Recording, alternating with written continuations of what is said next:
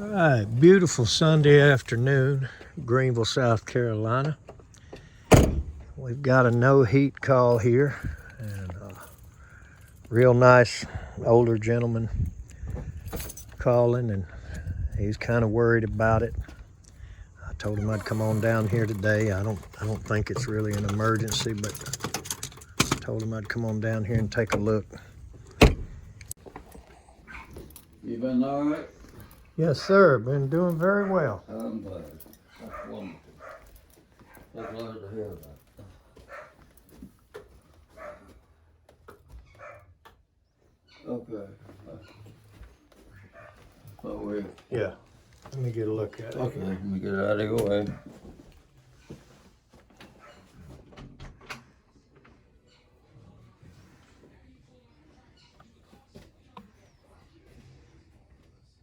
Luckily, it hasn't been freezing cold. Well, we did okay.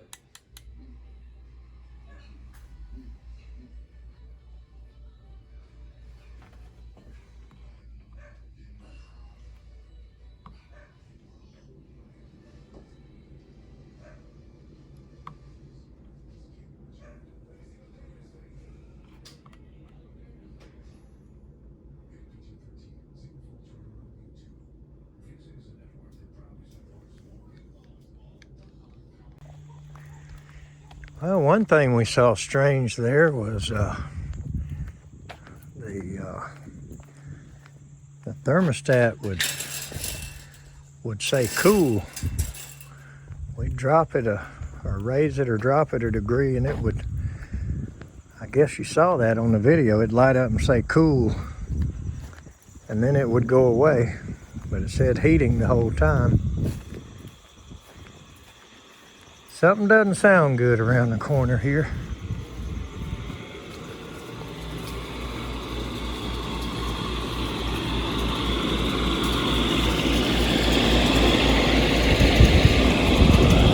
Got good cold air coming out of it.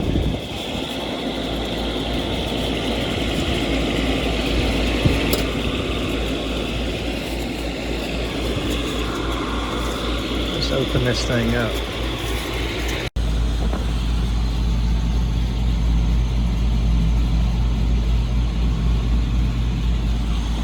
Okay, so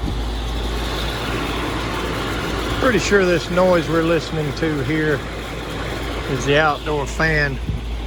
But I'm gonna look down here on this defrost board. Pull the power wire off the fan. And you can hear it even slowing down how bad it sounds. Chirping and squabbling and squalling. The compressor sounds smooth as silk. So we need an outdoor fan here for one thing for sure.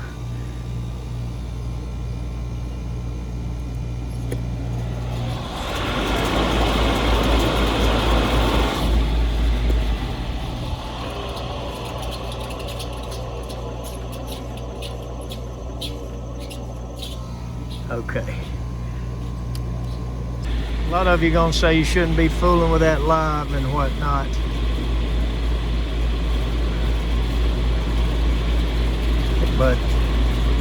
And that's correct. Any of you young guys in the business, techs that hadn't got a lot of years behind you, you're better off just to walk over there and cut the breaker off and do it that way. But you know, an experienced pro is comfortable doing things that a DIY guy or a newer tech, especially somebody that, you know, I work for myself, but a lot of times when you work for a company or for someone else, you need to do what they want you to do. And if they don't want you fooling with a live machine, then you don't need to do it. But I just didn't have a problem doing that. So I see two problems here. The thermostat was definitely doing some weird stuff, and there's no way that can be from the controls of the machine. Now you saw what that was doing. So I'm just not even going to question that. I'm just going to say let's replace the thermostat and this outdoor fan motor. We are going to go inside and take some temperature readings and see if it's making heat. Then we're going to push it up far enough to get the heat strips on. See if the temperature increases and see if we smell them and so forth. And I'm not going to get too extensive with diagnostics at this point. I see what we need to do, so we'll come back here with the right outdoor motor, which I've probably got that on the truck. I'm just not going to change it on a Sunday afternoon.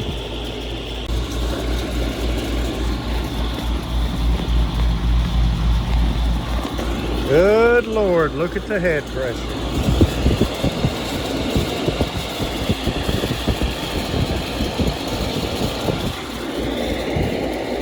So before I jump to conclusions and say this thing's overcharged, I'm going to go in here and see how clogged the filter is and what kind of airflow we've got. Because this could definitely be a clogged filter, clogged coil, low airflow, whatever causing this. But we're a little bit excessive on the head pressure here.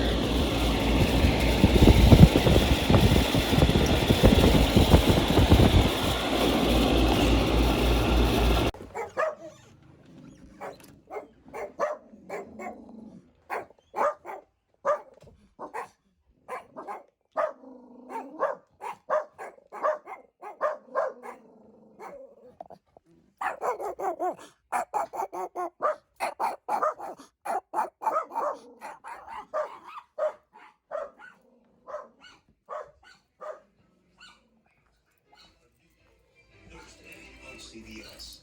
It's my job to make things right. I've been trying to find a filter for this thing. I had a green one. Is this the only one? Is this the only filter grill? Is there another one in the house anywhere? Not another. I think he said there was one outside. Okay. Where do you recommend I get a filter that size? Well, it's a 14 by 20. It's not hard to find. Huh. Let me take a look outside and underneath. We were there.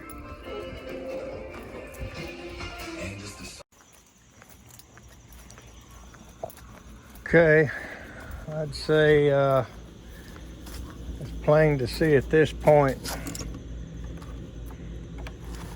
why we got high head pressure. No filter in the house, and there's one over there that looks to be choked way down anyway, but let's go see it. Liable to be really dirty. There's old ones.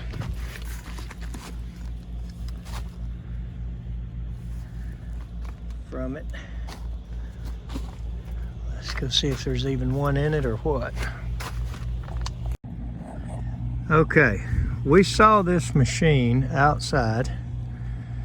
The model number said it was a 3.5 ton. That's a 12, and look how choked down it is. These flat plates on each side. And I thought I could tell by looking inside.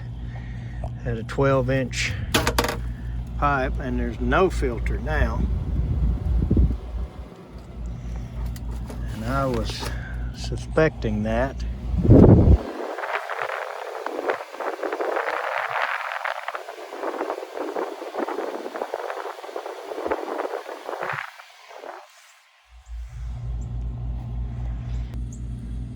So there's no question now what the head pressure is all about.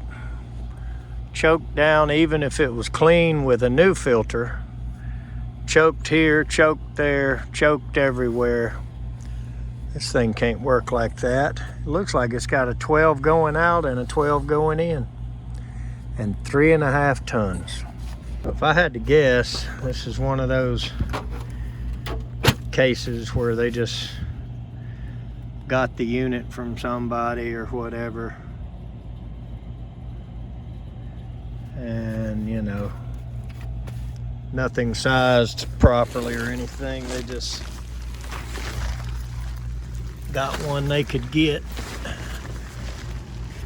stuck it on there. 12-inch duct coming in, 12-inch duct going out. 3.5 tons. That don't add up. She's gonna have a rough life.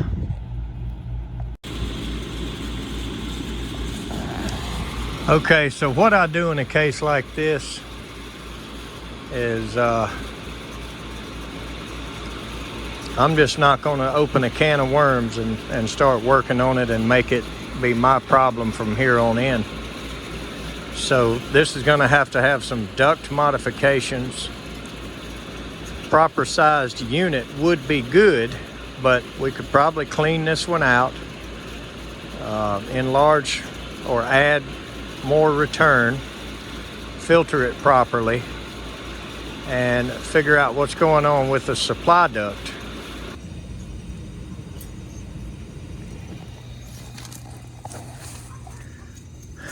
So at a very minimum, it's going to have more return and supply duct, outdoor fan motor, and clean the evaporator coil and install the filter properly, take those block off plates off, and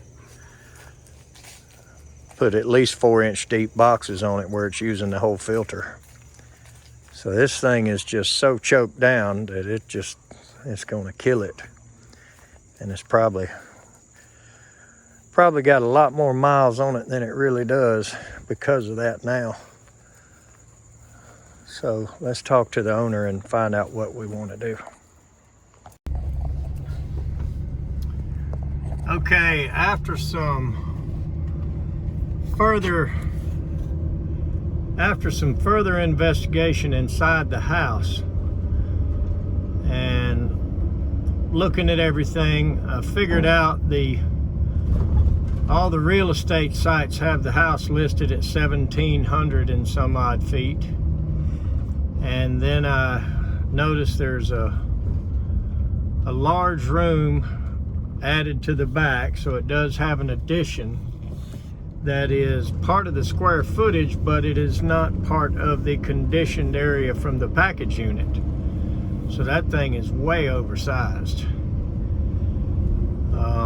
They've got a propane space heater and a large window unit cooling, and I just took a quick measurement back there, and it looks like about 440 square foot is the room that's been added. So I'm going to propose to change the unit out and put a 2.5 ton heat pump package unit or dual fuel because of the propane, whichever they'd like, and do some duct modifications, larger return, new filter system, set them up on a maintenance plan once a year to come change that filter and take care of it, and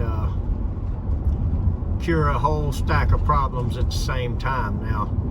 But as it stands right now, the unit is way oversized, it's clogged up, the outdoor fan motor's bad, the thermostat's bad, so by the time we start adding up all the nickel and diming, we're going to spend a lot of money on something that's never really going to work efficiently. I just can't see repairing that machine and it being 3.5 tons, and we've got a 12-inch supply and a 12-inch return. That alone would be contributing to the high head pressure, not to mention the lack of filtration, and you know, very likely the evaporator coil is clogged. So like I said before, I'm not going to open up a can of worms and make it my problem from here on out. I'm going to fix it right or not at all. So I've put a call in to the owner, and nice fella that lives there. I think his son-in-law owns it. Really nice fella lived there and let us in and showed us around. So there may be a follow-up video of this if we end up doing any work there, but I saw enough to go ahead and form an opinion. So anyway, comments, suggestions, criticisms, like, subscribe, whatever it is, we like to hear it all. Let's go to the next one. Thanks for watching.